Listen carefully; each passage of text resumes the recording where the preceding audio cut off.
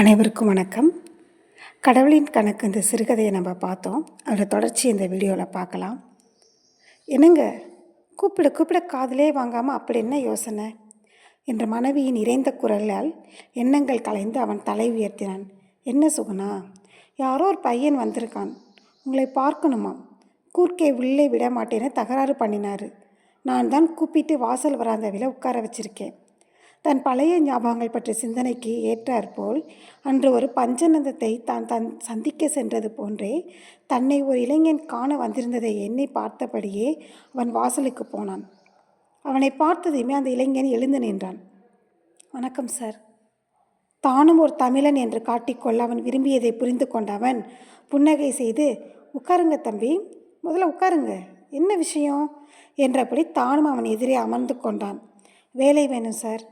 கம்ப்யூட்டரில் சில கோர்ஸ் முடிச்சிருக்கேன், கிராஜுவேட், மெட்ராஸ் யூனிவர்சிட்டி, ஸ்டெனோகிராஃபியும் தெரியும் சார் என்றவாறு எழுந்து நின்று தான் கொண்டு வந்திருந்த கைப்பையிலிருந்து சான்றிதழ்கள் நகல்களை அடங்கிய கோப்பை எடுத்து அவனிடம் நீட்டினான். சென்னையிலேருந்து எப்படி புனேவுக்கு வந்தீங்க என்றவாறே அவன் அந்த கோப்பை வாங்கி மடியில் வைத்து கொண்டான். இங்கே என் ஃப்ரெண்டு ஒருத்தன் இருக்கான் சார். அவன் வேலை செய்துட்டு இருந்த ஜே&ஜே கம்பெனியில் எனக்கு ஸ்டெனோ வேலை வாங்கி கொடுத்தான். ஆனால் 6 மாதம்தான் அங்கே நான் வேலை செஞ்சேன். என்னாச்சு? உட்கார்ந்து பேசுப்பா. அவன் நன்றி கூறிய பின் உட்கார்ந்து கொண்டு தன் பேச்சை தொடர்ந்தான். அந்த கம்பெனியை 2 வாரத்துக்கு முன்னே மூடிட்டாங்க சார். என் கையில் இருந்த காசெல்லாம் கிட்டத்தட்ட செலவழிஞ்சு போச்சு. ஆனால் எங்கள் அம்மாவுக்கு விஷயம் தெரியாது. அப்பா என்ன பண்ணுறாரு? போன வருஷம் ஹார்ட் அட்டாக்கில் போயிட்டார் சார். நாங்கள் நல்ல செயலுள்ள குடும்பம்தான் சார். ஆனால் இப்போ எல்லாமே போயிடுச்சு. எப்படி ஆச்சு? எங்கள் அப்பா பார்ட்னர்ஸாக சேர்த்துக்கிட்டு இருந்த 2 ஃப்ரெண்ட்ஸ் அவரை நம்பிக்கை மோசம் பண்ணி திவாலார ஸ்டேஜுக்கு கொண்டு வந்துட்டாங்க சார். எங்கள் சொந்த வீடு ஒன்றை தவிர மற்ற எல்லாமே போயிடுச்சு. எல்லாத்தையும் இழந்துட்டு 4 கார் வச்சுட்டு இருந்த அப்பா பஸ்ஸில் வந்து பிரயாணம் பண்ண வேண்டிய நிலை வந்துருச்சு. வாசப்படியை விட்டு இறங்கி பஸ் ஸ்டாப்பில் நின்னப்போ தான் அவருக்கு ஹார்ட் அட்டாக்கே வந்துருச்சு. அதில் உயிரும் போயிருச்சு. இளைஞன் கண்களை துடைத்து கொண்டான். சரி, நான் பார்க்குறேன் சார்.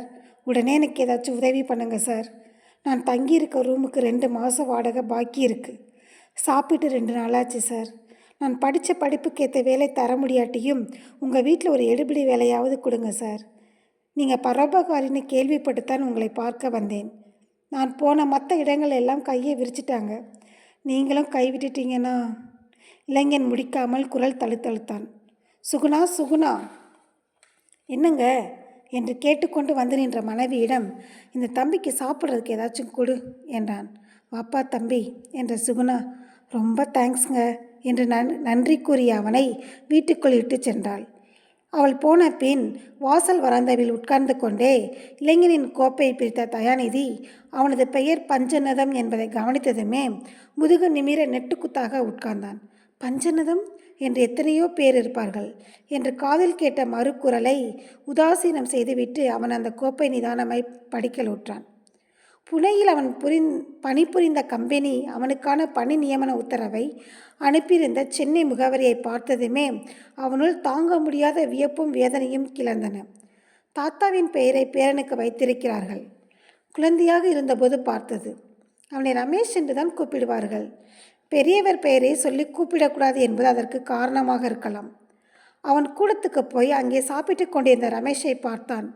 அவனுக்கு எதிரிலேயே உட்கார்ந்தான். அவன் கூச்சத்துடன் நெளிந்ததை கவனித்து, கூச்சப்படாதப்பா ரமேஷ் என்றான். அவன் தன் வாயருகே கொண்டு சென்ற கவலத்தை வழியிலே நிறுத்தி கொண்டு விழிகள் அகல அவரை ஏறிட்டான். தயாநிதி புன்சிரிப்புடன் அவனை பார்த்து கொண்டிருந்தான். என்னை வீட்டில் கூப்பிடுற பேர் உங்களுக்கு எப்படி சார் தெரியும்? நீ முதல்ல சாப்பிட்டு முடிப்பா, அதுக்கு பிறகு நான் எல்லாத்தையும் விவரமாக சொல்கிறேன். சாத சிப்பலுடன் அங்கே வந்த சுகுணா, நீங்கள் இப்படி எதிரில் வந்து உட்கார்ந்தா தம்பி வயிறார எப்படி சாப்பிடும் என்றாள். அவன் எழுந்து வாசலுக்கு போனான். தனது நாற்காலியில் அமர்ந்து பழைய விஷயங்களை எல்லாம் அசை போட்டான். ஒரு முறை பெரிதும் உணர்ச்சி வசப்பட்டு, சார், என் தங்கச்சி கல்யாணத்துக்கு மாப்பிள்ளை தேடி கொடுத்து கல்யாண செலவுக்கும் 1000கணக்கில் பணம் கொடுத்து உதவி இருக்கீங்க. இதுக்கெல்லாம் திரும்ப நான் ரொம்ப நன்றி கடன் பட்டிருக்கேன் சார். இதுக்கெல்லாம் நான் எப்படி தான் கைமாற செய்ய போகிறேனோ என்ற தயாநிதி கண்கலங்கி கை கூப்பிய போது அவர் சொன்னது இப்போது அவன் செவிகளில் ஒலித்தது. பெரிய பெரிய வார்த்தையெல்லாம் சொல்லாதேப்பா, இதெல்லாம் ஒரு கணக்கு. என்னால் உனக்கு ஆதாயம் கிடைக்கணுங்கிறது ஆண்டவனோட கணக்கு. நானும் சின்ன வயசில் வறுமையில் வாடினவன் தான். அப்போ எனக்கும் ஒருத்தர் உதவி இருக்காரு. இப்போ நான் உனக்கு உதவி இருக்கேன். காலச்சக்கரம் சுற்றிக்கிட்டே இருக்குப்பா. நாளைக்கு எனக்கு என்ன நடக்குமோ யாரு கண்டா? அப்போ நீ எனக்கு ஏதாச்சும் உதவி செய்தாலும் செய்வேன். எனக்கு கஷ்டம் வருதோ இல்லையோ, இப்போ நீ இருக்கிற நிலைமையில் வேற யாராவது உன்கிட்ட உதவி கேட்டு வந்தால் உன்னோட பழைய வாழ்க்கையை மறக்காமல் அவங்களுக்கு உதவி பண்ணு, அது போதும்.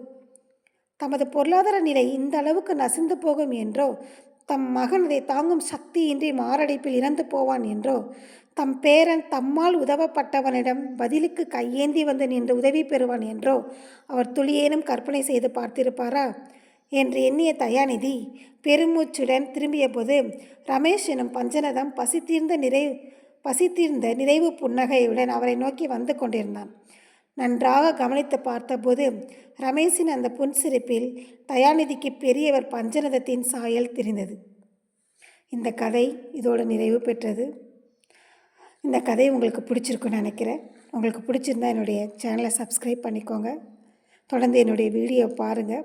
உங்கள் ஃப்ரெண்ட்ஸ்க்கு என்னுடைய வீடியோவை ஷேர் பண்ணுங்கள். நன்றி, வணக்கம்.